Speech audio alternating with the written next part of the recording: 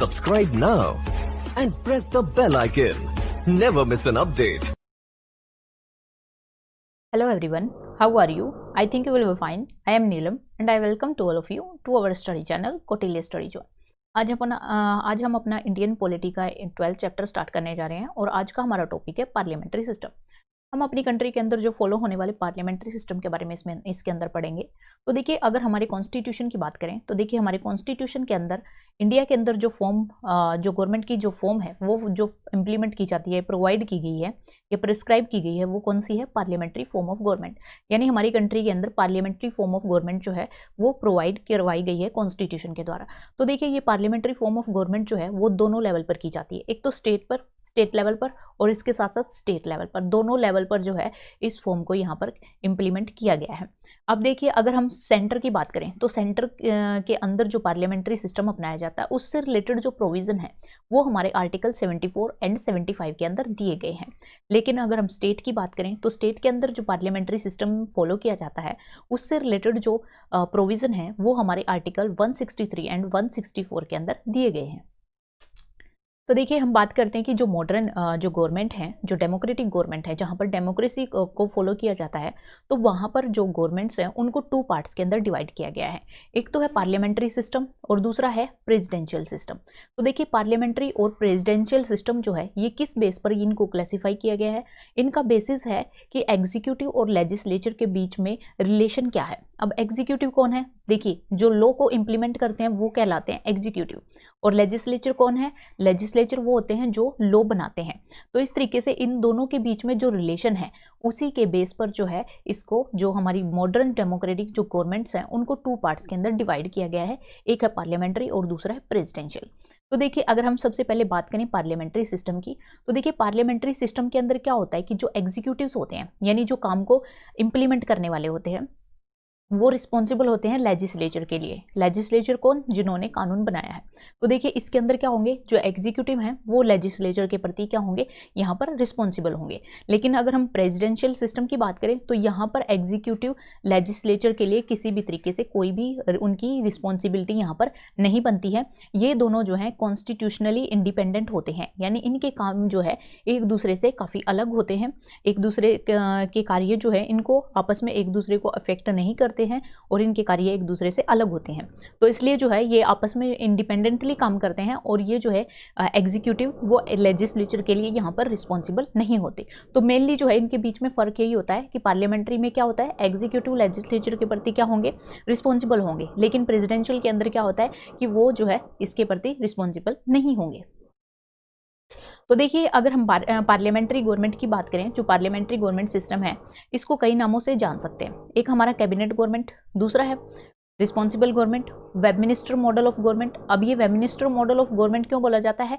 क्योंकि यही जो मॉडल है वो ब्रिटेन के अंदर फॉलो किया जाता है और उनकी जो पार्लियामेंट है वो वेब मिनिस्टर नामक जगह पर है। तो उसके प्लेस के नाम पर ही जो है इन्होंने इसका नाम रख दिया है web minister model of government. तो इस तरीके से जो है ये इनके नाम दिए गए हैं किसके? Parliamentary form of government. तो आपको जो है अगर इन नामों से भी अगर क्वेश्चन पूछ लिया जाता है इसी तरीके से, अगर आपको आपके वहाँ पर लिखा गया है कैबिनेट गवर्नमेंट, तो उसमें कंफ्यूज नहीं होना है, क्योंकि वहाँ पर जो है पार्लियामेंट्री गवर्नमेंट की ही बात हो रही है। रिस्पॉन्सिबल गवर्नमेंट की बात हो रही है तब भी हम पार्लियामेंट्री गवर्नमेंट के बारे में बात कर रहे हैं, या फिर web minister model of government. अब ये किस किस कंट्री के अंदर प्रेवलेंट है? तो देखिए, ये मॉडल जो है वो मेनली ब्रिटेन के अंदर, जापान और कनाडा और इंडिया के अंदर जो है इसको फॉलो किया जाता है। इन कंट्री के अंदर जो है पार्लियामेंट्री सिस्टम फॉलो किया जाता है। लेकिन अगर हम बात करें जो प्रेसिडेंशियल गवर्नमेंट है, तो प्रेसिडेंशियल गवर्नमेंट इसके जो दूसरे नेम है वो है non responsible government, non parliamentary और इसके साथ साथ फिक्स एग्जीक्यूटिव सिस्टम गवर्नमेंट। तो इस टाइप की गवर्नमेंट है ये, इसके जो है अनदर नेम यहाँ पर दिए गए हैं। और ये कौन कौन सी कंट्री के अंदर प्रेवलेंट है? तो देखिए, ये यूएसए के अंदर, यूएसए है जो यूएसए, ब्राज़ील, रशिया और श्रीलंका। तो इन कंट्री के अंदर जो है इस मॉडल को फॉलो किया जाता है। देखिए, यहाँ पर जो एक पॉलिटिशियन हुए हैं, जो पॉलिटिकल थिंकर हैं, तो वो एवर जेनी।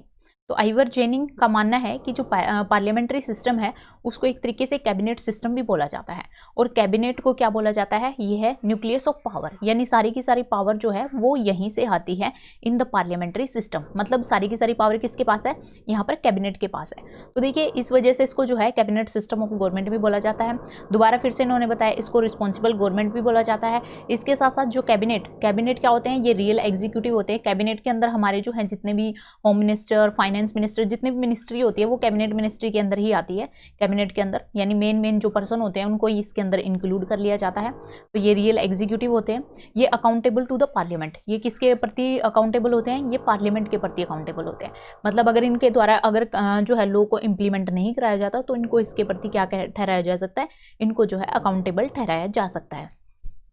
अब देखिए जो वेबमिनिस्टर ऑफ मॉडल है ये मैंने आपको बता ही दिया कि इसको क्यों इस तरीके से बोला गया है, क्योंकि इसकी लोकेशन जो है after the location of British parliament, क्योंकि ब्रिटिश पार्लियामेंट की जो लोकेशन है वो वेस्टमिनिस्टर के अंदर है। तो देखिए वेस्टमिंस्टर के अंदर है, तो इसी वजह से यहाँ की जहाँ पर इनकी पार्लियामेंट्री जो सिस्टम है वो ओरिजिनेट हुआ था, इसी प्लेस पर हुआ था, और इसी के नाम पर जो है इन्होंने वेस्टमिनिस्टर मॉडल जो है इसका नाम रख दिया है। देखिए अगर हम पास्ट में बात करें तो जो ब्रिटिश कॉन्स्टिट्यूशनल और जो पॉलिटिशियन एक्सपर्ट हैं वो प्राइम मिनिस्टर को डिस्क्राइब करते हैं as a primus inter pares. तो देखिए प्राइमस इंटर पार्स इसका मतलब होता है फर्स्ट अमंग इक्वल्स, यानी इसका जो है दिखाते हैं कैबिनेट के साथ रिलेशन क्या है। मतलब दूसरे जो मेंबर हैं जो कैबिनेट के अंदर जितने भी मिनिस्टर हैं तो उनके अंदर जो है प्राइम मिनिस्टर की मेन क्या है, मेन जो है भूमिका है। तो ये एक तरीके से उनके हेड के रूप में काम करता है। तो इसको बोला गया है फर्स्ट अमंग इक्वल्स। इक्वल्स के अमंग मतलब क्या है, सभी बराबर हैं वैसे तो ये भी जो है एक उनका मतलब एक हाउस का जो भी है जो पार्लियामेंट है उसका मेंबर है, तो उसको जो है सारे के सारे इक्वल हैं, लेकिन इसको जो है क्या चुन दिया गया है, उसका हेड चुन दिया गया है। जो लोकसभा है उसका हेड बना दिया गया है इसको, इसलिए जो है इसको क्या बोला जाता है, यहाँ पे कैबिनेट का भी इसको हेड माना गया है, क्योंकि सारे के सारे जो डिसीजन है मेनली इन्हीं के द्वारा इफेक्ट होते हैं, इन्हीं से इफेक्ट होते हैं। तो इसलिए जो है इसको फर्स्ट अमंग इक्वल बोला गया है। अब देखिए बात करें कि टाइम के साथ जैसे जैसे टाइम स्पेंड होता है प्राइम मिनिस्टर की जो पावर है उसका इन्फ्लुएंस और उसकी पोजीशन जो है वो चेंज हो जाती है, मतलब इंक्रीज हो जाती है। आप देखते होंगे कि प्राइम मिनिस्टर के पास आजकल कितनी पावर है, तो आप ये जो है अंदाज़ा लगा सकते हैं अपनी कंट्री के अंदर जैसे ही कोई भी डिसीजन लिया जाता है तो उसमें प्राइम मिनिस्टर का रोल क्या होता है। तो देखिए ये जो है काफ़ी डोमिनेंट रोल यहाँ पर प्ले करते हैं। ये भी आप देख चुके हैं कि इसका जो रोल होता है प्राइम मिनिस्टर का वो काफ़ी ज़्यादा डोमिनेंट होता है, क्योंकि मेनली जो है डिसीजन इन्हीं के द्वारा इन्फ्लुएंस किए जाते हैं जो भी कैबिनेट के अंदर लिए जाते हैं। तो इसीलिए जो क्रॉसमैन और मैकिन्टॉश ये सारे के सारे जो पॉलिटिकल एनालिस्ट हैं तो ये क्या बोलते हैं, जो ब्रिटिश सिस्टम ऑफ गवर्नमेंट है उसको एक तरीके से प्राइम मिनिस्ट्रियल गवर्नमेंट भी बोला जाता है, क्योंकि इसके द्वारा जो है किसका रोल इसके अंदर मेन है, प्राइम मिनिस्टर का रोल जो है मेन होता है। और इंडिया के कंटेक्स्ट में भी यही सेम चीज़ जो है वो फॉलो की जाती है। जैसे ब्रिटेन के अंदर प्राइम मिनिस्टर का रोल जो है वो बहुत ज़्यादा है, इसी तरीके से इंडिया के कंटेक्स्ट में भी प्राइम मिनिस्टर का रोल जो है वो बहुत ज़्यादा है, इसलिए इसको जो है प्राइम मिनिस्ट्रियल गवर्नमेंट के नाम से भी इसको जाना जाता है। अब हम बात करते हैं कुछ बेसिक फीचर्स के बारे में कि यानी पार्लियामेंट्री जो गवर्नमेंट है उसकी कुछ फीचर्स के बारे में हम देख लेते हैं। तो यहाँ पर इसकी कुछ फीचर्स दी गई हैं। तो देखिए सबसे पहले नॉमिनल और रियल एग्जीक्यूटिव, यानी हमारी कंट्री के अंदर जो पार्लियामेंट्री सिस्टम फॉलो होता है उसके अंदर दो एग्जीक्यूटिव होते हैं। तो देखिए पहले एग्जीक्यूटिव की बात करें कि नॉमिनल जो नाम के लिए ओनली नाम जो है उसका यूज़ होता है, और रियल में पावर जो है वो किसी और के पास होती है। तो देखिए हमारी कंट्री के अंदर जो है प्रेसिडेंट को क्या बोला गया है, प्रेसिडेंट को नॉमिनल एग्जीक्यूटिव बोला गया है। नॉमिनल एग्जीक्यूटिव को डी यूरे एग्जीक्यूटिव भी बोला जाता है या टिटुलर एग्जीक्यूटिव भी बोला जाता है। लेकिन जो प्राइम मिनिस्टर है उनको रियल एग्जीक्यूटिव बोला जाता है, और डी फैक्टो मतलब फंक्शन करने वाला डी फैक्टो एग्जीक्यूटिव। तो एक तरीके से हमारी कंट्री के अंदर जो है दो एग्जीक्यूटिव है, एक नॉमिनल जो प्रेसिडेंट है और दूसरे कौन से हैं, रियल। तो ये डी यूरे और डी फैक्टो ये दो वर्ड काफ़ी इंपॉर्टेंट है, इनको आप याद रख सकते हैं। कई बार जो है ये कंफ्यूज करने के लिए भी आपको पूछा जा सकता है एक्सचेंज करके।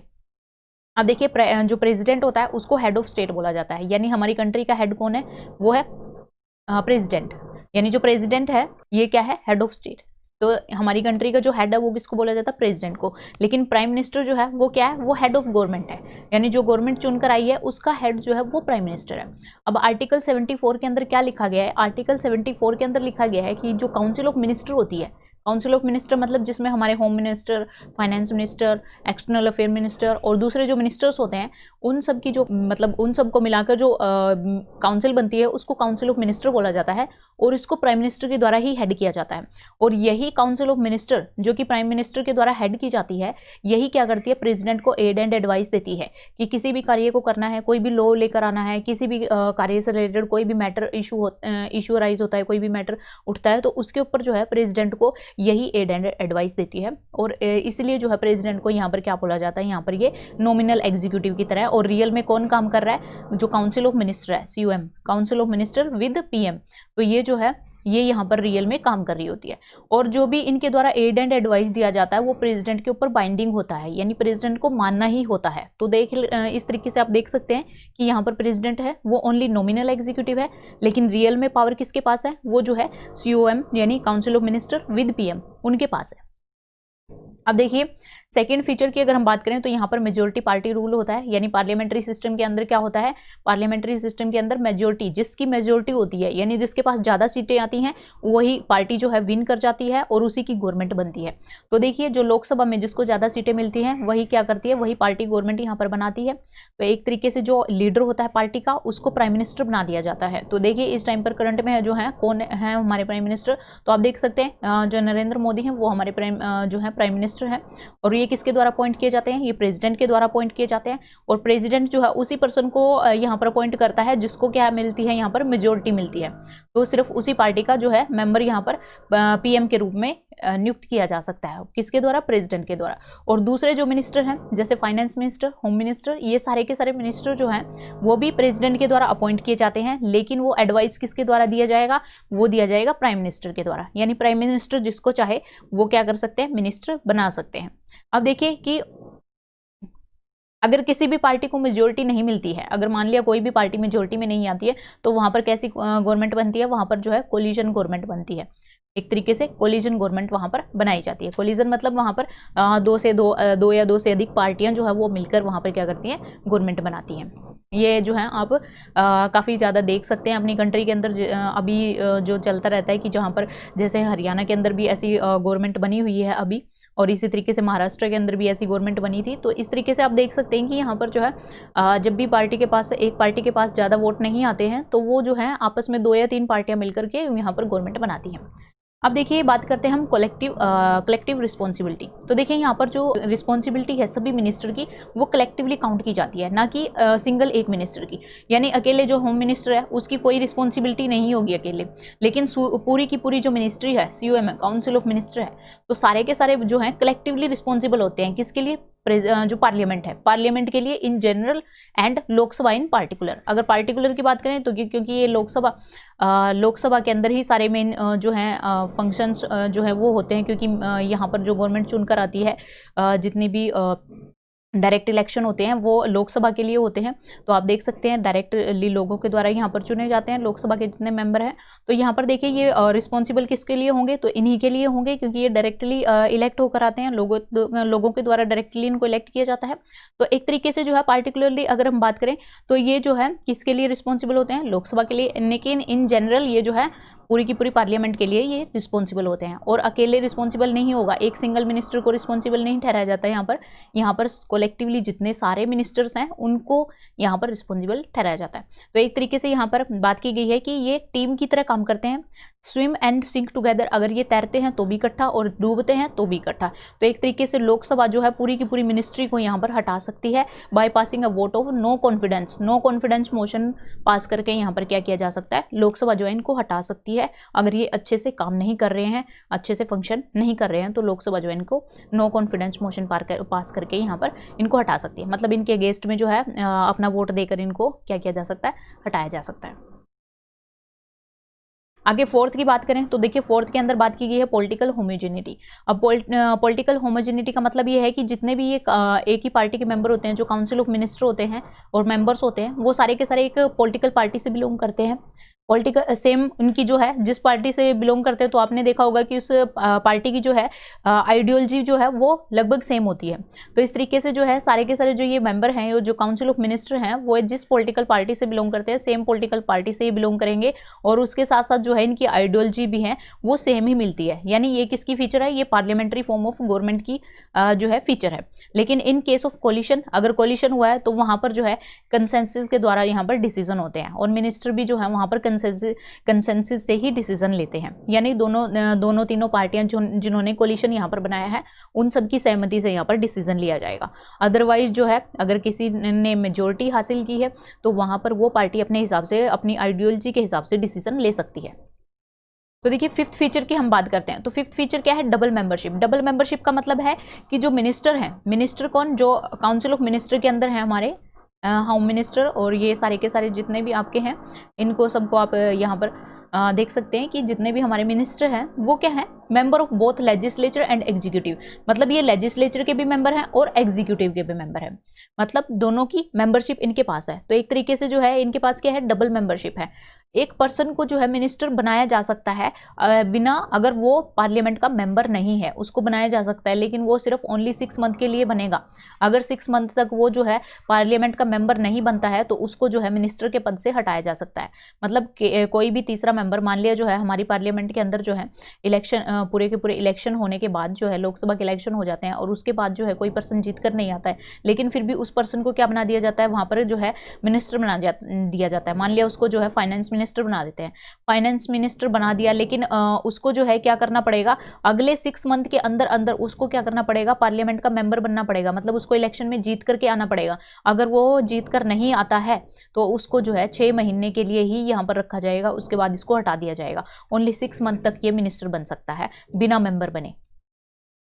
अब देखिए आगे 6 feature, leadership of prime minister. तो ये हम देख चुके हैं कि यहाँ पर जो प्राइम मिनिस्टर होता है वो यहाँ पर लीडर का रोल करता है। तो एक तरीके से ये गवर्नमेंट का लीडर भी होता है, leader of council of minister का भी लीडर है, पार्लियामेंट का भी लीडर है, और जो पार्टी है पावर में उसका भी लीडर है। तो यहाँ पर जो है ये एक तरीके से जो प्राइम मिनिस्टर है वो उनके लीडर की तरह काम करता है, और इसका कार्य जो है वो काफ़ी क्रूशियल रोल जो है ये प्ले करता है गवर्नमेंट की फंक्शनिंग के अंदर।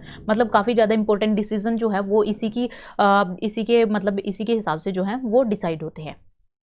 अब देखिए 7th फीचर की अगर हम बात करें, डिसोल्यूशन ऑफ लोअर हाउस। तो यहाँ पर जो है डिसोल्व भी किया जा सकता है लोअर हाउस। लोअर हाउस कौन सा, हमारा लोकसभा। तो देखिए पार्लियामेंट का जो लोअर हाउस है वो लोकसभा, और अपर हाउस की अगर हम बात करें तो वो राज्यसभा है।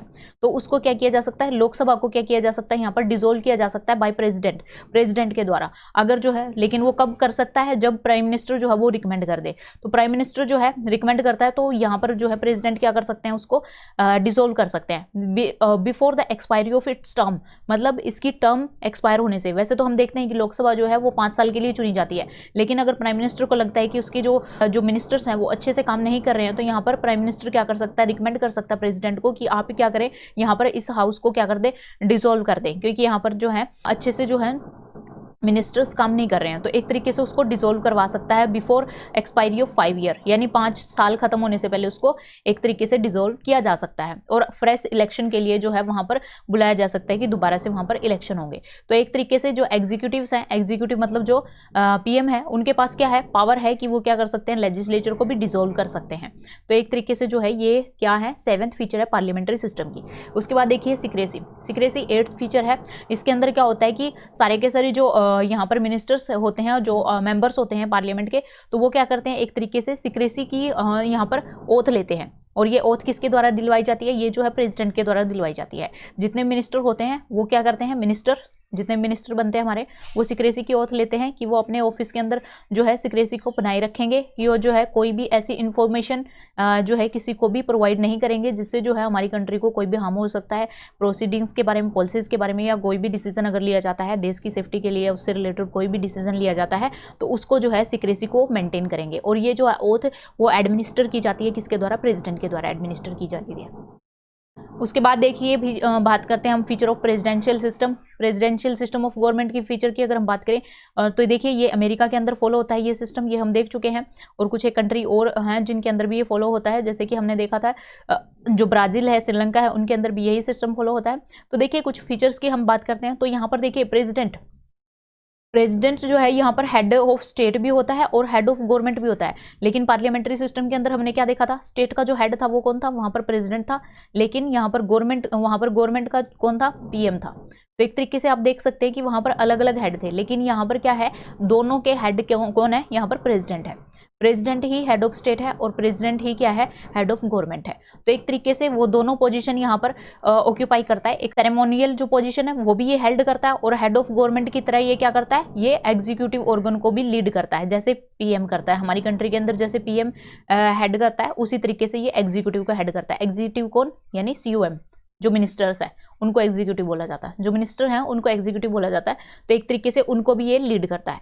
तो यहाँ पर जो है अमेरिकन जो कॉन्स्टिट्यूशन है उसके अंदर कौन सा सिस्टम फॉलो होता है, वहाँ पर बात की गई है कि प्रेसिडेंशियल सिस्टम वहाँ पे फॉलो होगा, और वहाँ पर प्रेसिडेंट का ही यहाँ पर मेन रोल होता है। प्रेसिडेंट यहाँ पर हेड ऑफ स्टेट होता है और वही जो है हेड ऑफ गवर्नमेंट होता है। अब देखिए सेकंड फीचर की अगर हम बात करें तो देखिए ये एक इलेक्टोरल कॉलेज होता है, जिसकी वजह से, जिसके द्वारा जो है इसको चुना जाता है for fixed term of 4 year, यानी 4 साल के लिए, और इसकी टर्म जो है वो फिक्स होती है, यानी इसको बीच में जो है हटाया नहीं जा सकता, except by impeachment for a grave unconstitutional act. जब तक कि कोई ऐसा जो है गलत काम नहीं कर देता ये और इसको इम्पीच नहीं कर दिया जाता, तब तक इसको हटाया नहीं जा सकता। मतलब इसकी 4 साल की जो कार्य है इसका, वो पूरा का पूरा जो है बना रहता है, बजाय कि बीच में जो है अगर ऐसा कोई इसके द्वारा अनकॉन्स्टिट्यूशनल कार्य अगर कर दिया जाता है, कॉन्स्टिट्यूशन के खिलाफ जाके कोई कार्य कर दिया जाता है इसके द्वारा, और उसके बाद इसकी इम्पीचमेंट हो जाती है, जो कि काफ़ी ज़्यादा एक कम्बरसम प्रोसेस है, मतलब जो है काफ़ी डिफिकल्ट प्रोसेस है, और इम्पीचमेंट होना बहुत ज़्यादा मुश्किल होता है। तो इसका कहने का मतलब है कि यहाँ पर 4 ईयर की जो टर्म होती है वो फिक्स होती है। तो एक तरीके से जो है ये किसके अंदर फॉलो होता है, ये प्रेसिडेंशियल सिस्टम के अंदर फॉलो होता है। इसके साथ साथ देखिए जो प्रेसिडेंट होता है वो क्या करता है, गवर्न करता है किसकी सहायता से, एक कैबिनेट की हेल्प से। और कैबिनेट को, ये कैबिनेट क्या होती है, ये बिल्कुल एक स्मॉलर बॉडी होती है कुछ एक मेंबर्स की, और इसको किचन कैबिनेट भी बोला जाता है। ये ओनली एडवाइजरी बॉडी होती है, ये प्रेसिडेंट को क्या करती है, ओनली एडवाइस देती है, प्रेसिडेंट को एडवाइस देती है ये बॉडी। और ये नॉन इलेक्टेड होती है, यानी किसी के द्वारा, लोगों के द्वारा इसको इलेक्ट नहीं किया जाता, ये खुद ही अपने हिसाब से, जिसको ये समझता है कि ये अच्छा इंसान है या एक्सपर्ट है किसी फील्ड में, उसको अपने हिसाब से ये अपॉइंट कर सकता है। और ये जो मेंबर होते हैं ओनली उसके लिए ही रिस्पॉन्सिबल होते हैं, किसी और के लिए रिस्पॉन्सिबल नहीं होते, क्योंकि प्रेसिडेंट ने उनको अपने लिए, अपने खुद को एडवाइस देने के लिए उन्होंने इनको अपॉइंट किया है। तो एक तरीके से उसके पास पावर होती है कि वो जो है इनको अपॉइंट कर सकता है, सेलेक्ट कर सकता है, और जब चाहे तो इनको रिमूव भी कर सकता है। तो ये सारी की सारी पावर किसके पास है, ये सारी की सारी जो है प्रेसिडेंट के पास है। तो ये जो है आपस में ये क्या है, एक तरीके से रियल एग्जीक्यूटिव की तरह भी काम करता है। जबकि हमारी कंट्री के अंदर क्या है, प्रेसिडेंट एक नॉमिनल एग्जीक्यूटिव है। अब देखिए जो प्रेसिडेंट है और उसके सेक्रेटरी हैं वो किसी के लिए रिस्पॉन्सिबल नहीं है, नॉट रिस्पॉन्सिबल टू कांग्रेस। अब कांग्रेस कौन है, देखिए यहाँ पर कांग्रेस का मतलब है, जैसे हमारी कंट्री के अंदर जो है पार्लियामेंट को, जो हमारी कंट्री के अंदर जो संसद है उसको पार्लियामेंट के नाम से जाना जाता है, यानी पार्लियामेंट बोला जाता है, लेकिन वहाँ की पार्लियामेंट को जो है कांग्रेस के नाम से जाना जाता है। हमारी कंट्री के अंदर जो पार्लियामेंट है उसको पार्लियामेंट ही बोला जाता है, लेकिन यहाँ पर कांग्रेस बोला जाता है, वहां पर पार्लियामेंट नहीं बोला जाता। तो एक तरीके से बोल सकते हैं कि प्रेसिडेंट जो है वहां पर क्या नहीं है, रिस्पॉन्सिबल नहीं है उनकी पार्लियामेंट के प्रति, उनकी कांग्रेस के प्रति। Neither possess membership in the Congress, ना ही उसकी मेंबरशिप होती है कांग्रेस के अंदर, और ना ही वो उसके सेशन अटेंड करता है। तो आप देख सकते हैं किस तरीके से अलग है। जबकि हमारी कंट्री के अंदर क्या होता है कि पार्लियामेंट का जो सेशन है वो पीएम के द्वारा क्या किया जाता है, अटेंड किया जाता है, और पीएम जो है इस पार्लियामेंट का मेंबर भी होता है। लेकिन यहाँ पर क्या बात की गई है कि जो ये प्रेसिडेंट है यहाँ का, ये जो है हेड ऑफ गवर्नमेंट होता है, लेकिन ये कांग्रेस का मेंबर नहीं होता, और न ही ये कोई भी सेशन यहाँ पर अटेंड करता है।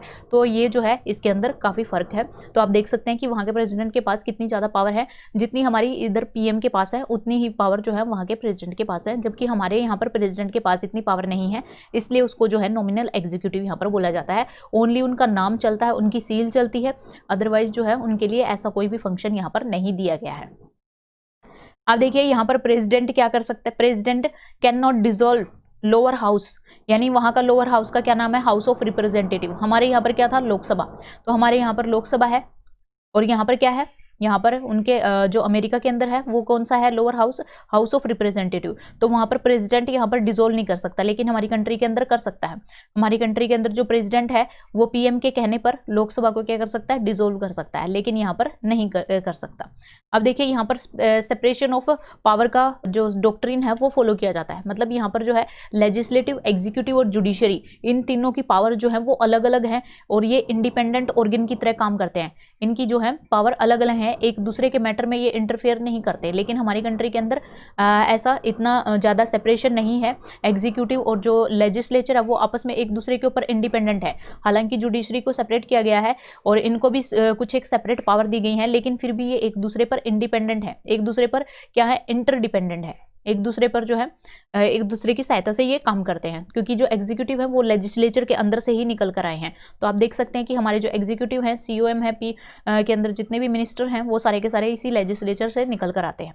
तो एक तरीके से आप देख सकते हैं कि अमेरिका के अंदर यहाँ पर बिल्कुल सेपरेशन ऑफ पावर का जो डॉक्ट्रिन है वो फॉलो किया जाता है। अब हम बात करते हैं मेरिट के बारे में। मेरिट्स क्या हैं पार्लियामेंट्री सिस्टम की, यानी जो हमारी कंट्री के अंदर सिस्टम फॉलो होता है उसकी मेरिट्स क्या हैं, उसके फायदे क्या हैं। अब देखिए ये क्या करता है, हार्मनी बनाकर रखता है लेजिस्लेचर एंड एग्जीक्यूटिव की। तो हम डिस्कस कर चुके हैं कि ये दोनों क्या है, इन दोनों का कार्य जो है एक दूसरे के ऊपर इंटरडिपेंडेंट है, आपस में एक दूसरे पर ये इंटरडिपेंडेंट है, क्योंकि एग्जीक्यूटिव जो है वो लेजिस्लेचर का ही पार्ट है, लेजिस्लेचर में से ही निकल कर आए हैं, यानी जो हमारे पार्लियामेंट के मेंबर हैं उनमें से ही हमारे क्या निकल कर आए हैं, उन्हीं में से हमारे जो ये जो है हमारे जितने भी सीओएम हैं, मतलब मिनिस्टर हैं, वो सारे के सारे इसी से निकल कर आए हैं। तो एक तरीके से देख सकते हैं इनके बीच में जो है रिलेशन और काफ़ी अच्छा होता है, हार्मोनियस होता है और एक दूसरे के साथ ये कोऑपरेट भी करते हैं। और देखिए यहाँ पर जो है बिल्कुल कम डिस्प्यूट की चांसेस होते हैं, बिल्कुल लेस डिस्प्यूट एंड कन्फ्लिक्ट, मतलब यहाँ पर जो है इनके बीच में वाद विवाद जो है वो काफ़ी कम होता है। आगे सेकंड मेरिट जो है क्या है, रिस्पॉन्सिबल गवर्नमेंट, यानी जो पार्लियामेंट्री सिस्टम के अंदर जो हमने सिस्टम फॉलो किया है पार्लियामेंट्री सिस्टम, तो उसके अंदर क्या है कि मिनिस्टर जो है वो रिस्पॉन्सिबल होते हैं किसके लिए, पार्लियामेंट के। अगर मिनिस्टर जो अच्छे से काम नहीं कर रहे हैं तो पार्लियामेंट वहाँ पे क्या कर सकती है, इनको ऊपर कंट्रोल कर सकती है और इनसे क्वेश्चन कर सकती है, क्वेश्चन आवर के दौरान, डिस्कशन के दौरान, एडजॉर्नमेंट मोशन और इसके साथ साथ नो कॉन्फिडेंस मोशन। तो ये सारे के सारे जो टर्म है ये जब हम पार्लियामेंट वाला लेसन जब देखेंगे तो उसके अंदर हम ये सारे के सारे जो है डिटेल से डिस्कस करेंगे। तो अभी जो है ये ध्यान में रखिए कि जो पार्लियामेंट है इन सभी मेथड्स का यूज करते हुए मिनिस्टर्स के ऊपर क्या करती है, कंट्रोल करती है, उनसे क्वेश्चन करती है कि आपने ये लॉ पास क्यों किया, आपने ये क्यों नहीं किया, कंट्री के अंदर ये कंडीशन चल रही है, आपने ये कैसे कर दिया। इस तरीके से काफ़ी सारी डिस्कशन भी होती हैं, यहाँ पर क्वेश्चंस भी पूछे जाते हैं और अगर अच्छे से काम नहीं करे तो यहाँ पर नो कॉन्फिडेंस मोशन भी ये पास कर दिया जाता है। अब देखिए थर्ड मेरिट के बारे में अगर हम बात करें, प्रिवेंट डेस्पोटिज्म। तो देखिए यहाँ पर जो है डेस्पोटिज्म को क्या किया जाता है, यहाँ पर अवॉइड किया जाता है, एक तरीके से रोकता है पार्लियामेंट्री सिस्टम। तो आप देख सकते हैं कि जो यहाँ पर एग्जीक्यूटिव अथॉरिटी किसी एक अकेले इंडिविजुअल में नहीं होती, ना कि किसी सिंगल पर्सन में नहीं होती, यहाँ पर क्या होती है, सभी के सभी जो है ग्रुप में मिलकर, यानी सारे के सारे जो काउंसिल ऑफ मिनिस्टर है एक तरीके से ग्रुप में मिलकर जो है टीम की तरह काम करते हैं। तो मतलब एक अकेले पर्सन के पास यहाँ पर क्या नहीं है, सारी पावर नहीं है। अगर अकेले पर्सन के पास सारी पावर दे दी जाती है तो एक तरीके से वो डिक्टेटर बन जाता है, यानी तानाशाह बन जाता है, यानी दूसरों पर अपना रोब जमाने लग जाता है। तो ऐसा नहीं है, यहाँ पर ये क्या करते हैं, आपस में जो है डिसीजन लेते हैं, सहमति से, सलाह से, वोटिंग करके डिसीजन लेते हैं और उसके अकॉर्डिंग जो भी डिसीजन आता है और उसको इंप्लीमेंट करते हैं। तो एक तरीके से यहाँ पर एग्जीक्यूटिव किसके लिए रिस्पॉन्सिबल है, पार्लियामेंट के लिए रिस्पॉन्सिबल है। अगर एग्जीक्यूटिव ऐसा कोई काम करता है जो डिक्टेटर की तरह काम करे, ऐसा कोई काम अगर ये करते हैं तो पार्लियामेंट यहाँ पर क्या करती है, नो कॉन्फिडेंस मोशन जो है लाकर इनको क्या कर सकती है, यहाँ से रिमूव कर सकती है, हटा सकती है। तो एक तरीके से ये क्या करता है, प्रिवेंट डेस्पोटिज्म, यानी किसी एक पर्सन के पास सारी की सारी पावर आने से रोकता है, यानी किसी एक पर्सन के पास सारी की सारी पावर नहीं आएगी और सब जो है एक टीम की तरह काम करेंगे और एक तरीके से जो है हमारी कंट्री को गवर्न करेंगे। उसके बाद देखिए फोर्थ मेरिट के बारे में अगर हम देखें, रेडी अल्टरनेटिव गवर्नमेंट, एक तरीके से अल्टरनेटिव गवर्नमेंट तैयार रहती है। वो कैसे, क्योंकि आपने देखा जो अपोजिशन पार्टी होती है वो भी एक तरीके से रेडी गवर्नमेंट की तरह काम करती है। जब देखिए जब जो रूलिंग पार्टी है, जो रूलिंग में इस टाइम पर पावर में है, अगर वो अपनी मेजोरिटी लॉस कर देती है, अगर उसके पास मेजोरिटी नहीं होती है, मान लिया अभी जो हमारी गवर्नमेंट है, जो बीजेपी की जो गवर्नमेंट है, अगर उसके पास मेजोरिटी नहीं रहती, अगर जो है लोग यहाँ से जो दूसरे जो MP वगैरह हैं वो क्या करते हैं, इस पार्टी को छोड़कर चले जाते हैं, तो तो एक तरीके से क्या हो जाएगा, उस पार्टी की मेजोरिटी जो है वो लूज हो जाएगी। फिर उसके अपोजिशन में जो पार्टी होगी जिसके पास ज़्यादा वोट होंगे, तो वो पार्टी जो है एक तरीके से गवर्नमेंट बनाने के लिए रेडी हो जाएगी। एक तरीके से वो अल्टरनेटिव गवर्नमेंट की तरह काम करती है। बिना फ्रेश इलेक्शन के जो है ये क्या कर सकती है, अगर इसके अल्टरनेटिव गवर्नमेंट के पास यानी जो अपोजिशन पार्टी है इसके पास मेजोरिटी हो जाती है तो ये अपनी सरकार यहाँ पर बना सकती है। तो एक तरीके से डॉक्टर जेनिंग जो है यहाँ पर कहते हैं कि लीडर ऑफ अपोजिशन जो है, एक तरीके से जो लीडर ऑफ अपोजिशन होता है, लीडर ऑफ अपोजिशन वो क्या है, एक तरीके से अल्टरनेटिव प्राइम मिनिस्टर की तरह काम करता है। यानी जो हमारा एक प्राइम मिनिस्टर है अगर वो हट जाता है रूलिंग पार्टी वाला, तो उसकी जगह जो अपोजिशन पार्टी है वो अपने लीडर ऑफ अपोजिशन को क्या कर देती है, एक तरीके से प्राइम मिनिस्टर यहाँ पर बना देती है। अब देखिए फिफ्थ मेरिट की अगर हम बात करें तो वाइड रिप्रेजेंटेशन, यानी पार्लियामेंट्री जो सिस्टम है उसके अंदर वाइड रिप्रेजेंटेशन है। वाइड रिप्रेजेंटेशन मतलब सभी सेक्शन, जितने भी सोसाइटी के सेक्शंस हैं और जितने भी रीजन के जो लोग हैं उनको क्या किया जा सकता है, इसके अंदर रिप्रेजेंटेशन दी जा सकती है। तो आप देखते हैं कि यहाँ पर SC ST इत्यादि के लिए क्या है, यहाँ पर सीटें जो है रिजर्व की गई हैं, और कुछ और जैसे वीमेन के लिए भी सीटें यहाँ पर रिजर्व की गई हैं। तो एक तरीके से यहाँ पर वाइड रिप्रेजेंटेशन है, यानी काफ़ी सारे लोग जो हैं इसके अंदर इंक्लूड किए जाते हैं अलग अलग सेक्शन से, अलग अलग बैकग्राउंड से। और प्राइम मिनिस्टर जो है मिनिस्टर को सिलेक्ट करते हुए भी इस चीज़ को ध्यान में रखता है कि जो है हर एक बैकग्राउंड से जो है लोग यहाँ पर आए, हर एक सेक्शन से जो है लोग पार्लियामेंट के अंदर आए, मिनिस्ट्री को हेल्ड करें, ताकि जो है उन लोगों के इंटरेस्ट को भी ध्यान में रखा जाए जो कि पिछड़े हुए हैं। तो यहाँ पर जो है एक तरीके से इस सिस्टम के अंदर ये पॉसिबल है।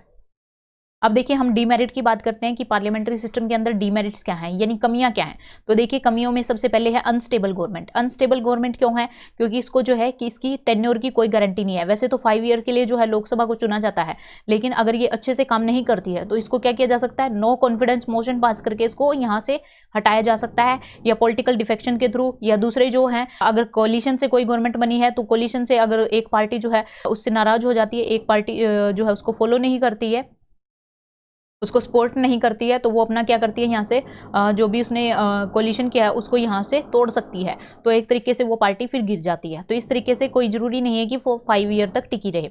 इसलिए यहाँ पर बात की गई है कि जो पार्लियामेंट्री सिस्टम के अंदर गवर्नमेंट क्या है वो अनस्टेबल है।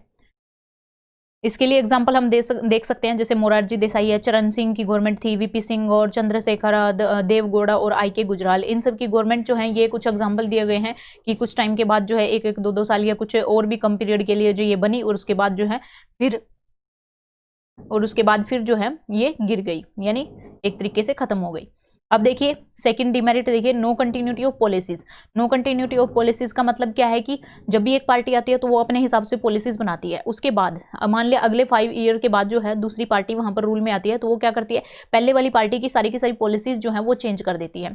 तो इस तरीके से जो है पॉलिसीज के अंदर कोई कंटिन्यूटी नहीं रहती, वहां पर जो है अनसर्टेनिटी हो जाती है एक तरीके से। तो जैसे देखिए जनता गवर्नमेंट जो है, जनता गवर्नमेंट थी जो कि मोरारजी देसाई के द्वारा हेडेड की गई थी, ये जो है 1977 के अंदर जो है जब नेशनल इमरजेंसी के बाद ये पावर में जब आई, तो देखिए उस टाइम पर इन्होंने काफ़ी सारी ऐसी पॉलिसीज थी जो कि कांग्रेस गवर्नमेंट के द्वारा बनाई थी, उनको रिवर्स कर दिया था, उल्टा कर दिया था।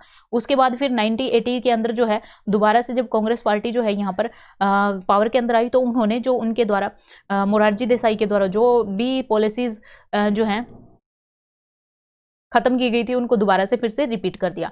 तो इस तरीके से जो है पॉलिसीज के अंदर कोई भी कंटिन्यूटी यहाँ पर नहीं रहती। अब देखिए थर्ड डिमेरिट यहाँ पर है डिक्टेटरशिप ऑफ द कैबिनेट, यानी एक पर्सन की डिक्टेटरशिप को तो ये रोकता है, लेकिन कैबिनेट के अंदर जो लोग हैं, जो 4-5 लोग जो हैं मेन जो डिसीजन लेने में जो है आगे रहते हैं, तो एक तरीके से वो क्या करते हैं, वो एक तरीके से डिक्टेटर बन जाते हैं, यानी रूलिंग पार्टी में वो जो है एब्सोल्यूट जो मेजोरिटी जिनकी होती है, यानी कि पूरी की पूरी ज़्यादातर सीट जो है एक पार्टी को मिल जाती है, तो वहाँ पर कैबिनेट क्या बन जाती है, ऑटोक्रेटिक बन जाती है, और वो जो है अपनी अनलिमिटेड पावर का यूज़ करती है। तो आप देख सकते हैं काफ़ी सारे जो हैं ऐसे कानून भी जो है पास कर दिए जाते हैं एक के बाद एक, क्योंकि उनके पास क्या होती है, एब्सोल्यूट मेजोरिटी होती है, यानी उनको किसी और पार्टी से जो है वोट फेवर में जो है वोटों की जरूरत नहीं होती, क्योंकि उनकी पार्टी के पास खुद ही इतनी सीटें हैं कि वो अपने आप से जो है सारे के सारे जो है लॉ पास कर सकती हैं। तो ये आप देख सकते हैं। तो यहाँ पर HJ लास्की जो है वो कहते हैं कि एक तरीके से जो है उनको पार्लियामेंट्री सिस्टम क्या करता है, एग्जीक्यूटिव को एक अपॉर्चुनिटी देता है फॉर टायरनी, मतलब कुछ एक लोगों की सरकार, यानी कुछ ही लोग जो हैं वो क्या कर रहे हैं, यहाँ पर रूल कर रहे हैं, तो कुछ लोगों की डिक्टेटरशिप यहाँ पर आ जाती है। आगे देखिए रामसे मुइर का भी मानना है, जो कि फॉर्मर ब्रिटिश प्राइम मिनिस्टर थे, तो वो भी मानते हैं कि यहाँ पर जो है डिक्टेटरशिप ऑफ कैबिनेट बन जाती है, कि पार्लियामेंट्री सिस्टम के अंदर ऐसा हो जाता है कि जो कैबिनेट है वो क्या करती है, एक तरीके से अपनी डिक्टेटरशिप वहाँ पर चलाती है, एक तरीके से तानाशाह बन जाती है। तो यह आप देख सकते हैं ईरा ऑफ इंदिरा गांधी के टाइम पर आप देख सकते हैं और राजीव गांधी के टाइम पर। तो आपने इंदिरा गांधी के टाइम पर देखा होगा कि इन्होंने जो है अपनी पावर का यूज करते हुए क्या कर दिया था, नेशनल इमरजेंसी लगा दी थी। तो एक तरीके से ये जो है डिक्टेटर पावर जो है वो यूज करने लग जाते हैं।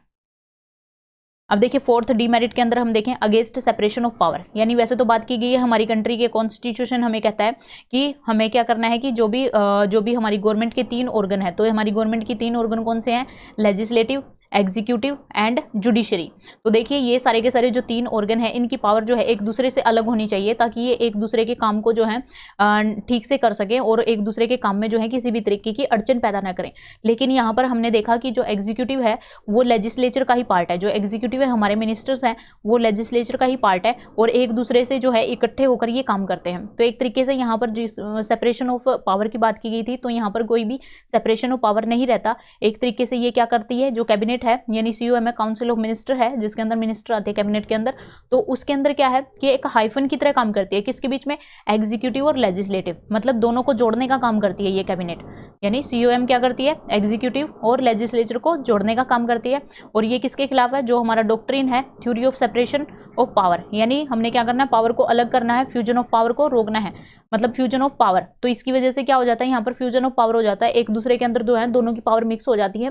तो इस वजह से ये सेपरेशन ऑफ पावर की जो थ्योरी है उसके अगेंस्ट में है। उसके बाद देखिए फिफ्थ क्या है demerit, government by the amateurs. तो देखिए कुछ एक लोगों के द्वारा यहाँ पर गवर्नमेंट की जाती है। तो आप देख सकते हैं कि यहाँ पर जो भी हम एग्जीक्यूटिव चुनते हैं, यानी जो भी होम मिनिस्टर या भी फाइनेंस मिनिस्टर, ये सभी के सभी जो मिनिस्टर चुनते हैं उनके लिए हमारी पास क्या है, चॉइस लिमिटेड होती है, क्योंकि हमें सारा का सारा जो भी एमएलए जीत कर आए हैं या एमपी जीत कर आए हैं, जो भी हमारे एमपी जीत कर आए हैं उनके अंदर से ही हमें क्या करना पड़ता है, ये सारी की सारी चॉइस करनी पड़ती है। मतलब हमें चुनना पड़ता है फाइनेंस मिनिस्टर को, डिफेंस मिनिस्टर को, उसी में से चुनना पड़ता है। तो एक तरीके से देख सकते हैं अगर इनको अच्छे से नॉलेज नहीं है उस फील्ड की, लेकिन फिर भी हमें जो है उसको उसमें से चुनना पड़ता है। तो एक तरीके से यहाँ पर रिस्ट्रिक्शन हो जाती है मेंबर ऑफ पार्लियामेंट अलोन, कि वहीं से हमें चुनना है। Not extended to external talent, अगर बाहर से अगर कोई भी अच्छा एक्सपर्ट बंदा हमें मिल रहा है, एक्सपर्ट कोई इंसान अगर हमें मिल रहा है, तो वहाँ पर हम इसको यहीं यूज़ कर सकते हैं। जबकि जो प्रेसिडेंशियल सिस्टम था उसके अंदर क्या था कि जो प्रेसिडेंट है अगर उसको लगता है कि कोई एक्सपर्ट इंसान है तो उसको अपनी एडवाइजरी बॉडी के अंदर, अपनी कैबिनेट के अंदर शामिल कर सकता है। लेकिन इसके अंदर नहीं है, इसके अंदर वही होगा, यानी जो एमपी होंगे उसी में से क्या किया जाएगा, यहाँ पर जो मिनिस्टर्स हैं उनको सिलेक्ट किया जाएगा। तो एक तरीके से गवर्नमेंट बाय एमेच्योर्स के द्वारा ये गवर्नमेंट जो है वो चलाई जाती है। तो देखिए यहाँ पर हम बात करते हैं जो पार्लियामेंट्री सिस्टम है और प्रेसिडेंशियल सिस्टम है, इन दोनों के बीच में जो है हम डिफरेंस के बारे में बात करते हैं। तो देखिए फर्स्ट के अंदर अगर हम देखें ड्यूअल एग्जीक्यूटिव मतलब यहाँ पर 2 एग्जीक्यूटिव हैं, एक तो हमारा कौन है, प्रेसिडेंट, और दूसरा है पीएम। लेकिन यहाँ पर देखा हमने, यहाँ पर कौन है, ओनली प्रेसिडेंट। तो एक तरीके से यहाँ पर सिंगल एग्जीक्यूटिव है, यानी काम को करने वाला है ओनली यहाँ पर प्रेसिडेंट और यहाँ पर 2। उसके बाद देखिए सेकंड के अंदर बात की है मेजोरिटी पार्टी रूल, यहाँ पर जो है मेजोरिटी जिसकी होती है उसी की पार्टी जो है वो रूल करती है। और यहाँ पर क्या है, president and legislature elected separately for a fix term, यानी यहाँ पर प्रेसिडेंट अलग टर्म्स के लिए जो है यहाँ पर सिलेक्ट किया जाता है और लेजिस्लेचर जो है वो अलग के लिए की जाती है। लेकिन यहाँ पर क्या था, यहाँ पर जो है जिसकी पार्टी होगी, जिसकी मतलब जो भी मेजोरिटी हासिल करेगा उसी की जो है यहाँ पर रूलिंग होगी। लेकिन इसके अंदर प्रेसिडेंट अलग से जो है वो सिलेक्ट होता है और यहाँ पर जो है पीएम उसी पार्टी से सिलेक्ट किया जाता है। तो आप इस तरीके से देख सकते हैं दोनों के बीच में डिफरेंस है। अब देखिए थर्ड, देखिए यहाँ पर कलेक्टिव रिस्पॉन्सिबिलिटी होती है, यानी जो मिनिस्टर होते हैं वो कलेक्टिवली रिस्पॉन्सिबल होते हैं, सारे के सारे रिस्पॉन्सिबल होते हैं। लेकिन यहाँ पर जो है कोई भी किसी भी तरीके की रिस्पॉन्सिबिलिटी नहीं होती। यहाँ पर एग्जीक्यूटिव की जो है लेजिस्लेचर के प्रति रिस्पॉन्सिबिलिटी होती है, यहाँ पर नहीं होती। आगे देखिए फोर्थ के अंदर है पॉलिटिकल होमोजेनिटी, मतलब यहाँ के जो एक पॉलिटिकल पार्टी है जो रूलिंग में आई है उन सब की आइडियोलॉजी क्या होती है, उनकी आइडियोलॉजी जो है वो सेम होती है और उस आइडियोलॉजी के हिसाब से काम करते हैं। जैसे लेफ्ट और राइट ये हमने देखा है, इस तरीके की आइडियोलॉजी होती है तो वो जो है उसी के हिसाब से काम करते हैं। लेकिन यहाँ पर इस तरीके की कोई जो होमोजेनिटी है वो एग्जिस्ट नहीं करती, क्योंकि प्रेसिडेंट जो है वो किसी भी व्यक्ति को जिसको वो एक्सपर्ट समझता है उसको यहाँ पर क्या कर सकता है, चुन सकता है अपनी कैबिनेट के अंदर। आगे देखिए यहाँ पर देखिए डबल मेंबरशिप हमने देखा कि डबल मेंबरशिप के अंदर क्या था कि जो मिनिस्टर होते हैं वो यहाँ पर क्या है, वो लेजिस्लेचर का भी हिस्सा है और एग्जीक्यूटिव का भी हिस्सा है। तो इस तरीके से जो है यहाँ पर इनके पास क्या है, डबल मेंबरशिप है। लेकिन यहाँ पर क्या है, ओनली सिंगल मेंबरशिप इनके पास है। और जबकि इनके पास क्या है, डबल मेंबरशिप। आगे देखिए सिक्स्थ के अंदर है लीडरशिप ऑफ प्राइम मिनिस्टर। यहाँ पर प्राइम मिनिस्टर लीड करता है और यहाँ पर कौन लीड करता है, यहाँ पर डोमिनेशन रहती है प्रेसिडेंट की, यानी प्रेसिडेंट यहाँ पर लीड करता है। सेवंथ के अंदर देखिए dissolution of lower house. Lower house को यहाँ पर डिसोल्व किया जा सकता है लेकिन यहाँ पर नहीं किया जा सकता। उसके बाद देखिए यहाँ पर फ्यूजन ऑफ पावर रहता है, यानी जो एग्जीक्यूटिव और लेजिस्लेचर हैं दोनों एक दूसरे के अंदर जो है उनकी पावर जो है मिक्स होती रहती है, एक दूसरे पर इंटरडिपेंडेंट होते हैं ये, लेकिन इनके अंदर क्या है, यहाँ पर बिल्कुल सेपरेशन ऑफ पावर होता है। तो ये सारी की सारी जो है दोनों सिस्टम की क्या है फीचर्स हैं। अब देखते हैं हम मेरिट्स। जो इनकी मेरिट्स हैं वो इनकी डीमेरिट्स बन जाती हैं। अब देखिए इस सिस्टम के अंदर मेरिट्स क्या है, हार्मनी रहती है लेजिस्लेचर और एग्जीक्यूटिव के बीच में, क्योंकि दोनों मिलकर काम करते हैं। जबकि इनके अंदर ऐसा नहीं होता, इनके अंदर क्या होगा, लेजिस्लेचर और एग्जीक्यूटिव में क्या होगा, कन्फ्लिक्ट होगा, क्योंकि प्रेसिडेंट यहाँ पर क्या नहीं है, वो लेजिस्लेचर का पार्ट नहीं है, तो वो अपने हिसाब से डिसीजन लेता है और लेजिस्लेचर जो है वो अपने हिसाब से डिसीजन लेती हैं। तो इस तरीके से दोनों के बीच में कन्फ्लिक्ट हो जाती है। तो यहाँ पर देखिए हमारी जो पार्लियामेंट्री सिस्टम है उसके अंदर रिस्पॉन्सिबल गवर्नमेंट है, रिस्पॉन्स देना होता है। जो एग्जीक्यूटिव होते हैं वो लेजिस्लेचर के लिए यहाँ पर रिस्पॉन्सिबल होते हैं, लेकिन यहाँ पर नहीं होता। प्रेसिडेंट जो है यहाँ पर किसी के लिए रिस्पॉन्सिबल नहीं है। अब देखिए यहाँ पर जो है प्रिवेंट डेस्पोटिज्म, ये डिस्पोटिज्म को रोकता है, मतलब एक ही व्यक्ति का यहाँ पर जो है तानाशाही को रोकता है, लेकिन यहाँ पर ऑटोक्रेसी आ सकती है, यानी प्रेसिडेंट जो एक तरीके से तानाशाही की तरह भी यहाँ पर काम कर सकता है। आगे देखिए वाइड रिप्रेजेंटेशन, काफ़ी सारे सेक्शंस जो है इसके अंदर यहाँ पर पार्टिसिपेट कर सकते हैं इलेक्शन के अंदर, रिजर्वेशन उनको दी जा सकती है। तो ये हमने देखा कि वाइड ज़्यादातर बड़े बड़े जो दूसरे अलग अलग सेक्शन जो है उनको यहाँ पर क्या दी जा सकती है, रिप्रेजेंटेशन दी जाती है। लेकिन यहाँ पर क्या है, नैरो, यानी प्रेसिडेंट जिसको चाहे उसको जो है अपनी मर्जी से यहाँ पर सेलेक्ट कर सकता है। तो यहाँ पर बिल्कुल कम जो है रिप्रेजेंटेशन यहाँ पर दी जाती है।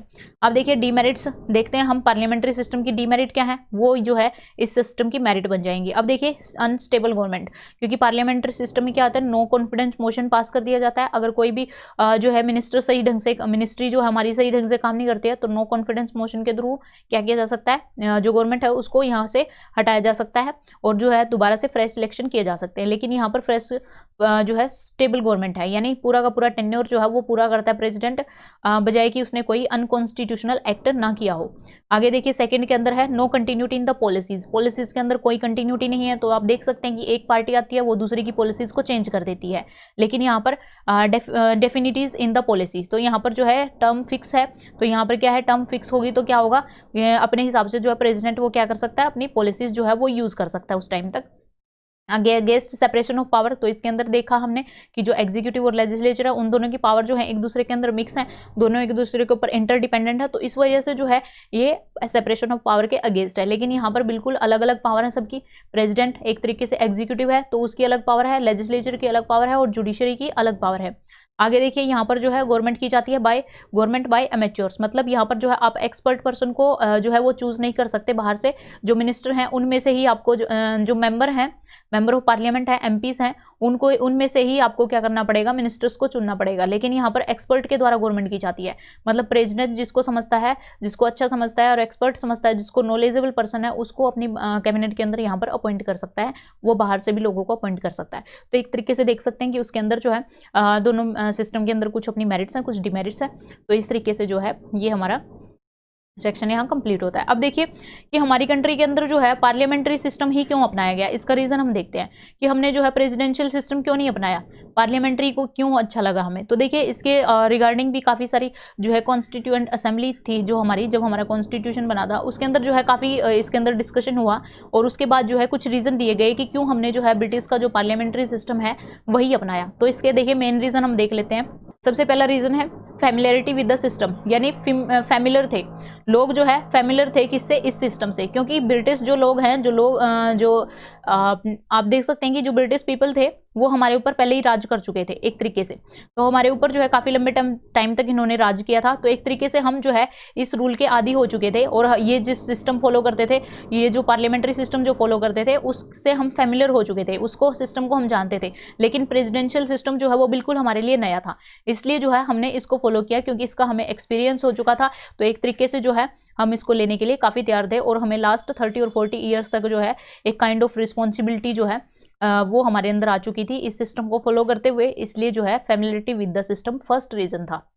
उसके बाद देखिए सेकंड रीजन के अंदर preference to the more responsibility. तो हमने देखा कि जो पार्लियामेंट्री सिस्टम है उसके अंदर जो है रिस्पॉन्सिबिलिटी को ध्यान में रखा गया है कि जो एग्जीक्यूटिव है वो लेजिस्लेचर के प्रति क्या है, रिस्पॉन्सिबल है। अगर वो काम नहीं करेंगे तो क्या होगा, उनको हटा दिया जाएगा। लेकिन यहाँ पर क्या है, प्रेसिडेंशियल सिस्टम के अंदर ऐसा नहीं है। तो प्रेसिडेंशियल सिस्टम के अंदर प्रेसिडेंट अपने हिसाब से काम करता है, अगर वो सही से काम नहीं कर रहा तो भी लेजिस्लेचर जो है उसको हटानी नहीं है, बजाय कि वो कोई जो है गलत काम नहीं करता और उसको इम्पीच नहीं किया जाता, तब तक उसको नहीं हटाया जा सकता। तो एक तरीके से जो है किसी भी डेमोक्रेटिक कंट्री के लिए दो कंडीशन होनी जरूरी है, एक तो स्टेबिलिटी और एक रिस्पॉन्सिबिलिटी।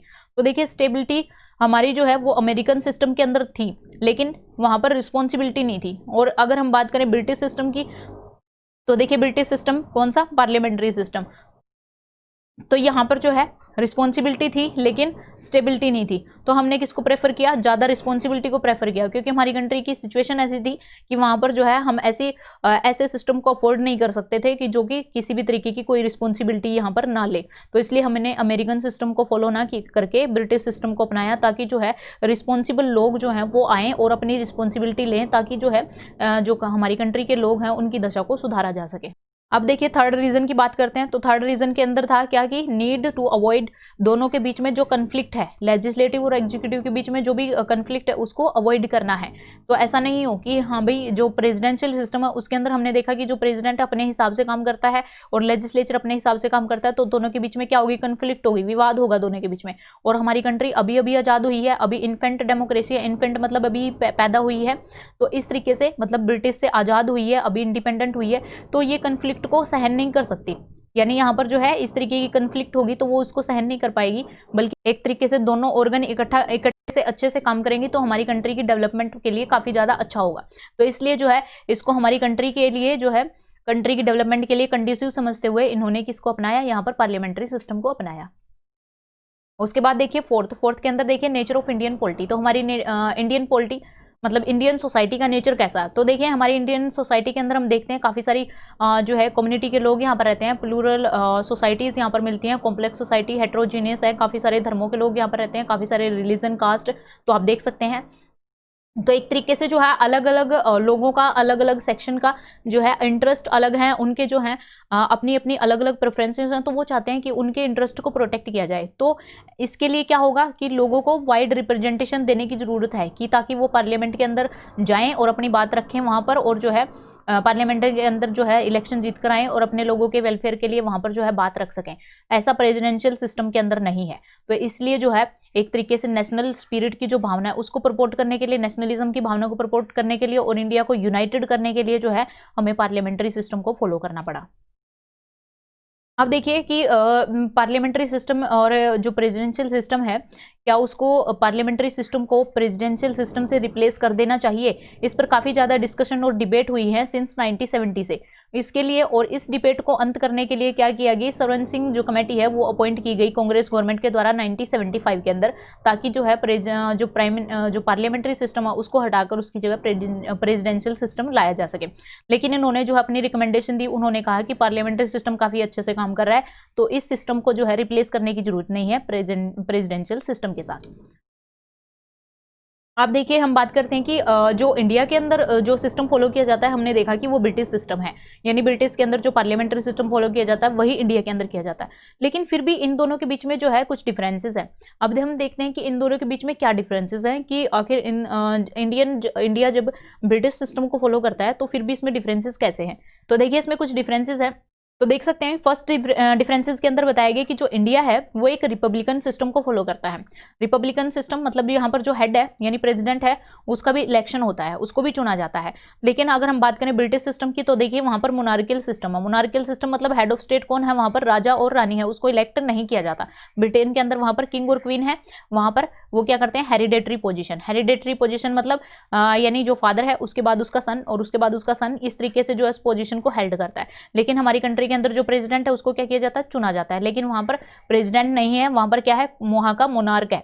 जो हेड ऑफ स्टेट है वहां पर कौन है, हेड ऑफ स्टेट वहां पर कौन है, वहां पर मोनार्क। मोनार्क मतलब किंग और क्वीन है, वहां पर किंग और क्वीन वो जो है वहां के हेड मतलब वहां के क्या है, हेड ऑफ स्टेट है। यानी ब्रिटेन का हेड कौन है, किंग और क्वीन। लेकिन इंडिया के अंदर हेड कौन है, प्रेसिडेंट। और प्रेसिडेंट जो है वो हेरिडेटरी पोजीशन नहीं है। प्रेसिडेंट कहाँ से आते हैं, इलेक्शन से चुनकर आते हैं। तो इस तरीके से आप देख सकते हैं कि दोनों के बीच में ये डिफरेंस है। हमारे कंट्री के अंदर जो है वो रिपब्लिकन सिस्टम फॉलो होता है, लेकिन ब्रिटेन के अंदर जो है वो मोनार्कियल सिस्टम फॉलो होता है। अब देखिए सेकंड डिफरेंस के अंदर हम देखते हैं कि ब्रिटिश सिस्टम के अंदर क्या है, पार्लियामेंट की क्या है, सोवरेनिटी है, यानी पार्लियामेंट चाहे जो मर्जी लॉ बना सकती है, पार्लियामेंट चाहे किसी भी लॉ को यहाँ से हटा सकती है, यानी पार्लियामेंट को पूरी की पूरी पावर जो है सबसे ऊपर पार्लियामेंट को दी गई है। लेकिन हमारी कंट्री के अंदर क्या है, कॉन्स्टिट्यूशन को सबसे ऊपर पावर दी गई है। हमारी कंट्री के अंदर पार्लियामेंट को इतनी पावर नहीं है, पार्लियामेंट की पावर को लिमिट किया गया है। किस तरीके से, रिटन कॉन्स्टिट्यूशन में मतलब हमारा कॉन्स्टिट्यूशन लिखा गया है, उसके अंदर जो है स्टेट को अलग से पावर दी गई है, पार्लियामेंट की जो पावर है वो भी लिमिट की गई है, और किस किस के द्वारा, जो फेडरल सिस्टम है, फेडरल सिस्टम के द्वारा। और इस तरीके से जुडिशरी जो है अपना रिव्यू करती है, तब पार्लियामेंट की पावर को रिस्ट्रिक्ट करती है। और फंडामेंटल राइट, यानी जो सिटीजन के फंडामेंटल राइट हैं, जब उनकी अवेलना होती है तो भी पार्लियामेंट की पावर को यहाँ पर क्या किया जा सकता है, कर्टेल किया जा सकता है, मतलब एक तरीके से लिमिट किया जाता है कि वो अपनी मनमर्जी यहाँ पर नहीं चला सकती। लेकिन ब्रिटेन के अंदर जो है पार्लियामेंट जो चाहे वो कर सकती है। आप देखिए थर्ड डिफरेंस के अंदर देखते हैं कि जो ब्रिटेन के अंदर क्या ट्रेडिशन फॉलो की जाती है। ब्रिटेन के अंदर जो प्राइम मिनिस्टर होता है वो लोअर हाउस से बिलोंग करता है, यानी लोअर जो हाउस है वहाँ का, हाउस ऑफ कॉमन, वहाँ से जो है प्राइम मिनिस्टर बिलोंग करता है। लेकिन हमारी कंट्री के अंदर क्या है, प्राइम मिनिस्टर जो है किसी भी हाउस का हो सकता है, चाहे वो राज्यसभा है चाहे वो लोकसभा है, दोनों हाउस में से किसी भी हाउस से जो है हमारी कंट्री के अंदर प्राइम मिनिस्टर बनाया जा सकता है।